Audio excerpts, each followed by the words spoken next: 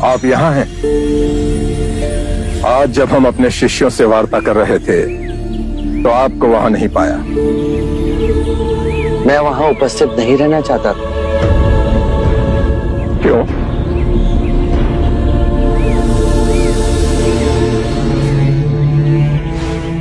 आप अपने शिष्यों को संबोधित कर रहे थे।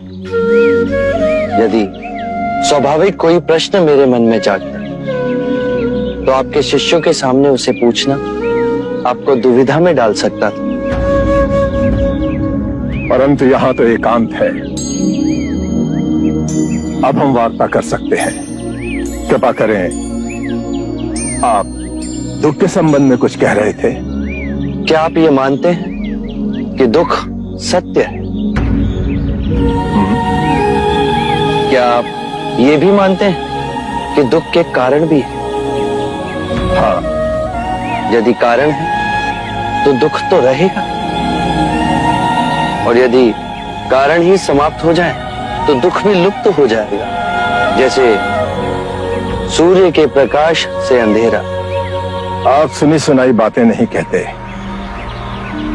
अपने गहन अनुभव के आधार पर कहते हैं। आप धर्म और सिद्धांत की नहीं, देखी हुई बातें कहते हैं।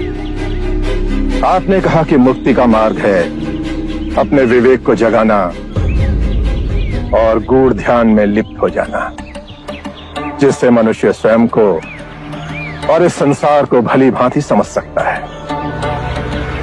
परंतु एक प्रश्न है, ये जो सारी विधियां हैं, रीतियां हैं, पूजा पाठ हैं, क्या ये सब व्यर्थ है?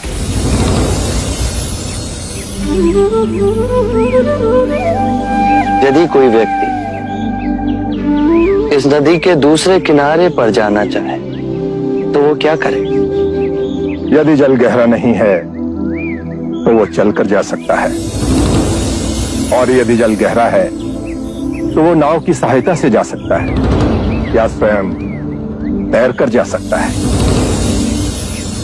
यदि वो चलना ना चाहे और ना ही तैरने को तैयार हो और ना ही नाव ले जाने को तैयार हो, और वो कहे कि मैं प्रार्थना करता हूं इस नदी का दूसरा किनारा स्वयं चलकर मेरे पास आ जाए, तब तो ऐसे व्यक्ति को मूर्ख कहेंगे, महामूर्ख।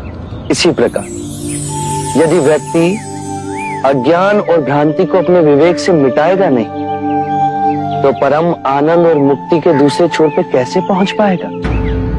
चाहे वो पूजा करे या अनुष्ठान या व्रत करे या किसी नीति पर चले, वो इस किनारे ही रहेगा। हमने सारे शास्त्रों को पढ़ा, उन पर व्याख्या की, परंतु जीवन के इतने जटिल सत्य को इतनी सरलता से किसी ने नहीं समझाया, किसी ने नहीं समझाया। आप इस भटकती मानवता को परम ज्ञान का मार्ग दिखाएंगे। आप करुणा के सागर हो। हे बुद्ध, आप हमें अपना अनुयायी स्वीकार करें।